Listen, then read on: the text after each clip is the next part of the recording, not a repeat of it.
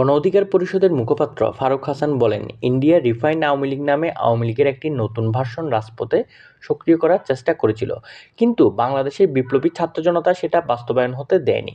এরপর ইন্ডিয়ার নতুন ফর্মুলা হলো জাতীয় পার্টিকে রাজনৈতিকভাবে জীবিত রাখা, যেটাতে তারা এখন পর্যন্ত সক্ষম হয়েছে। জাতীয় পার্টি যাতে কোনোভাবে নিষিদ্ধ না হয় তার জন্য সরকারের মধ্যে থাকা ভারতীয় প্রোডাক্ট ও আওয়ামী লেসপেন্সারদের সক্রিয়ভাবে কাজে লাগাচ্ছে ইন্ডিয়া।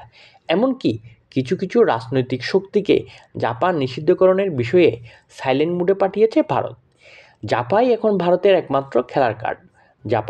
জাপাকে আগামী জাতীয় সংসদ নির্বাচনে অংশগ্রহণ করিয়ে প্রধান বিরোধী দল বানাবে।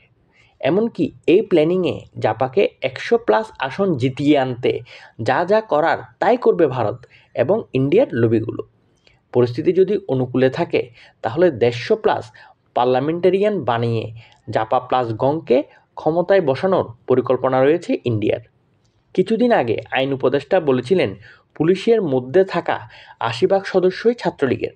প্রশাসনের 80 থেকে 90% এখনও আওয়ামী লীগ তথা ভারতের নিয়ন্ত্রণে।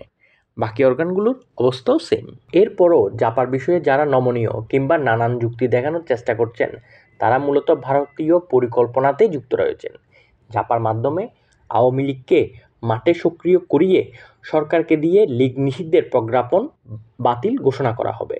এরপর শেখ হাসিনাকে দেশে ফিরিয়ে এনে রাজনীতিতে পুনর্বাসিত করা হবে। এই ফর্মুলার ABC।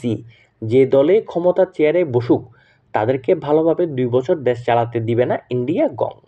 তারা পুনরায় আওয়ামী লীগকে ক্ষমতায় চেয়ারে বসাবে। শেষ পরিণতি হচ্ছে বিপ্লবী দেশপ্রেমিক তরুণদের ফাঁসি দেওয়া হবে, দেশপ্রেমিক রাজনৈতিক দল ও সংগঠনগুলোকে নিষিদ্ধ করা হবে, গণমাধ্যমের গলা টিপে ধরা হবে। একমাত্র জি হুজুর ও ভারত বন্দনা ব্যতীত আর কেউ রাজপথে টিকতে পারবে না। এবার সিদ্ধান্ত নিন আপনারা কি করবেন। প্রিয় দর্শক, সামনের নির্বাচনে জাতীয় পার্টি অর্থাৎ জাপা কি প্রধান বিরোধী দল হবে বলে আপনার মনে হয়? আপনার মূল্যবান মতামত কমেন্টে জানান।